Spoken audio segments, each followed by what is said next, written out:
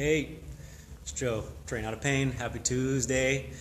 Just wanted to come on quickly today and talk about the best and the worst tool for fibromyalgia or chronic illness. Now, they happen to be one and the same actually, and that tool is your mind. So, one of the things that really bothers me about some of the physicians that we see when we're in pain, when we have a chronic illness, especially if you have fibromyalgia. The number one thing that these doctors will tell you, the number one thing that you will read online is that there is no cure for fibromyalgia, which is a load of crap.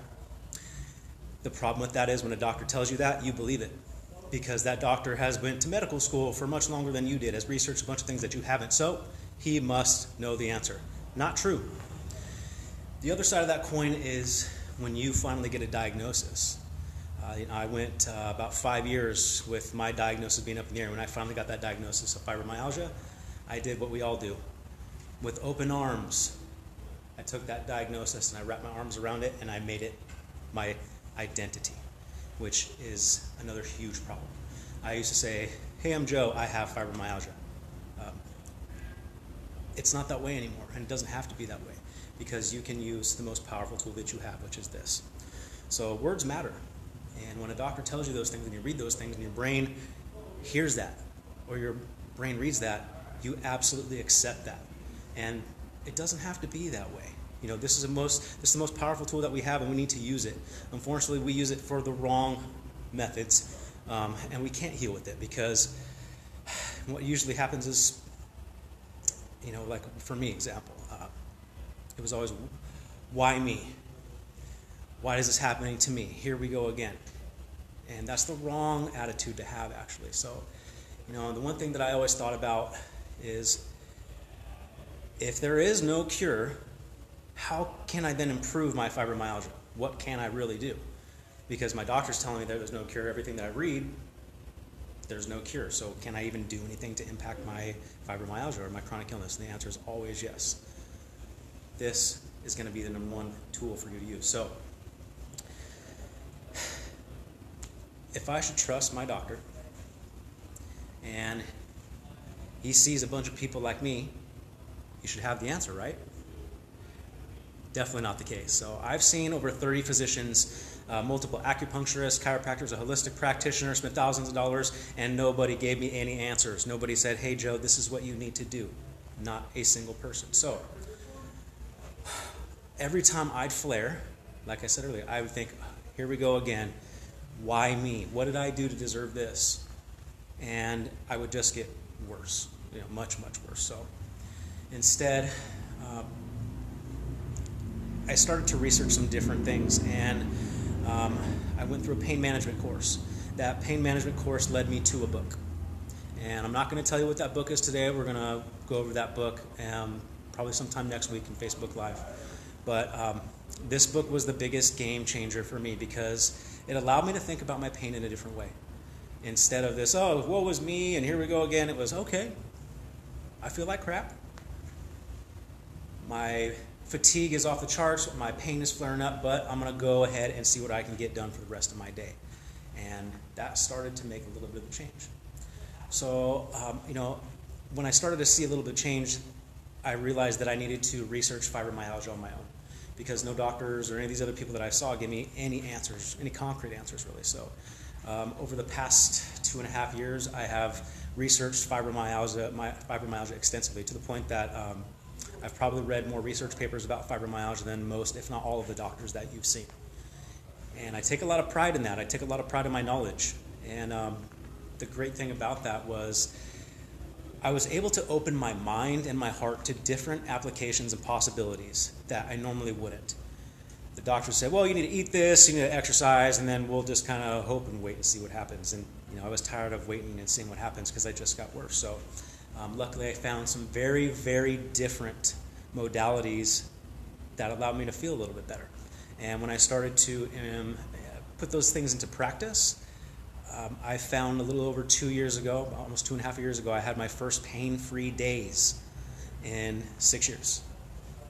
Okay, pain-free days. That's all I wanted for those years.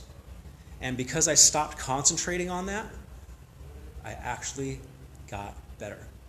My pain went away because I stopped concentrating on all the negative thoughts and all the negative connotations that surround chronic illness, chronic pain, and fibromyalgia. So when you open your mind and you open your heart and allow yourself to think about your pain differently, and you allow yourself to absorb information that you normally wouldn't look at, that's when you can create that change. I always went back to mindset because I knew that it was affecting my pain in a very bad way. I concentrated on it for years, and it just made me worse. When I stopped concentrating on it and I focused on the good things that I could affect, that's when my pain absolutely got better. And two of those things that I used were gratitude, and the other thing was mindfulness. So gratitude is kind of self-explanatory. I keep a daily gratitude journal where I write down at least 5 things a day that I'm thankful for every single day. I take time out of my day to be mindful and grateful. So easy way to be mindful is to take a raisin. Take a raisin, put it in your mouth, and I want you to chew it for at least 35 bites. It's really hard for a raisin. But what you will find is you're being present, you're being mindful, you're no longer concentrating on your pain, you're no longer concentrating on your fatigue, you're no longer concentrating on the things that make you feel terrible. You're concentrating on something completely different and getting out of your head, which is a game changer for pain. Has to happen. So employing these tactics, the mindfulness, gratitude, and some other things, again, a little over 2 years ago, I had my first pain-free days. And now I can say that I am the only personal trainer in the world who has completely reversed his fibromyalgia.